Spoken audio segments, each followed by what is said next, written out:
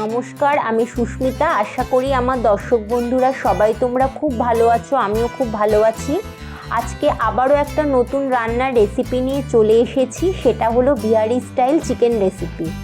যারা আজকে আমার ভিডিওটা প্রথমবার দেখছেন তাদের কাছে একান্ত অনুরোধ রইল, ভিডিওটা ভালো লাগলে লাইক, শেয়ার, কমেন্টস করবেন এবং আমার চ্যানেলটাকে সাবস্ক্রাইব করে আমার পাশে থাকবেন। তাহলে চলুন দেখে নিই আজকের রান্নার রেসিপিটা। সবার প্রথমে পাত্রে রাখা 500 গ্রাম চিকেনকে সামান্য হলুদ আর শুকনো লঙ্কার গুঁড়ো দিয়ে ম্যারিনেট করে রাখতে হবে ঠিক 20 মিনিটের জন্য।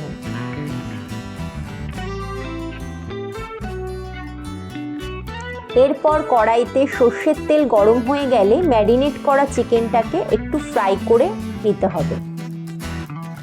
খুব বেশি ফ্রাই করতে হবে না, হালকা ফ্রাই করলেই হয়ে যাবে।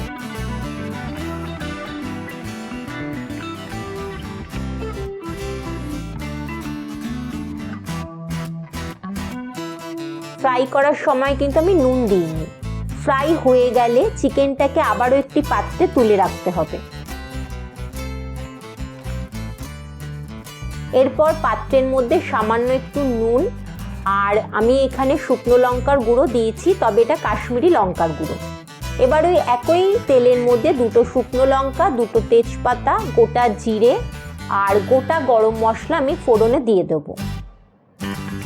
10 থেকে 20 সেকেন্ডের জন্য ফোড়নটাকে ভেজে নিতে হবে।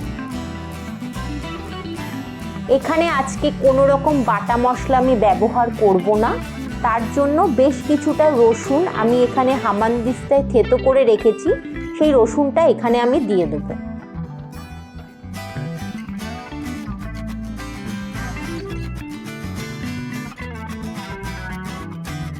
এবং তার সাথে 3টে মাঝারি সাইজের পেঁয়াজকেও আমি স্লাইস করে কেটে রেখেছি, সেটাও আমি এর মধ্যে এখানে দিয়ে দেব এবং লো ফ্লেমে পেঁয়াজটাকে ভালো করে ভেজে নেব।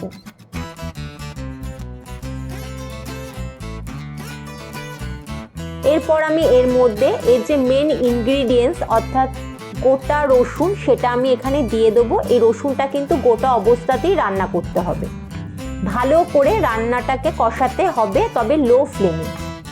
এরপর আমি এর মধ্যে বেশ কিছুটা আদা এবং কাঁচা লঙ্কা দেখুন দিয়ে দিয়েছি, এটাও কিন্তু আমার হামানদিস্তাতে থেতো করা।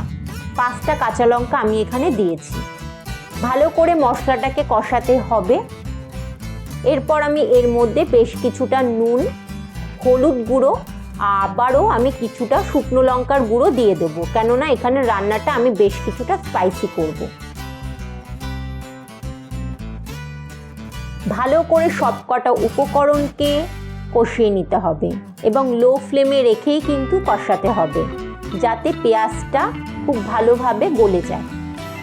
এর জন্য খুব সামান্য একটু আমি জল দেব, কিন্তু তার আগে আমি আরও একটা উপকরণ এখানে অ্যাড করছি, সেটা হচ্ছে চিকেন মশলা।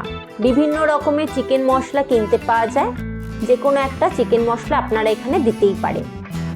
ভালো করে মশলাটাকে দেখুন আমি কষিয়ে নিচ্ছি এবং খুব সামান্য একটু পরিমাণ জল এজন্য দেব, যাতে যে পেঁয়াজটা আছে সেটা যাতে খুব ভালোভাবে গলে যায়।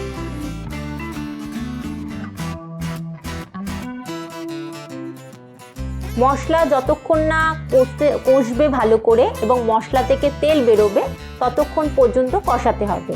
মশলা যেহেতু ভালোভাবে কষে গেছে, এরপর আমি দেখতে পারলেন এর মধ্যে ভেজে রাখা চিকেনটাকে মশলার সাথে নিয়ে ভালো করে কষিয়ে নেব।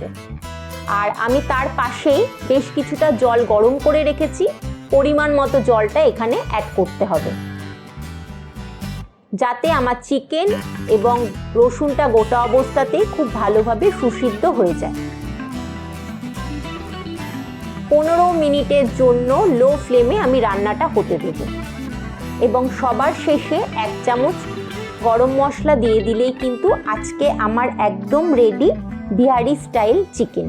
তা আজকে কেমন লাগলো তোমাদের এই রান্নার রেসিপিটা অবশ্যই কিন্তু আমাকে কমেন্টসে জানিও।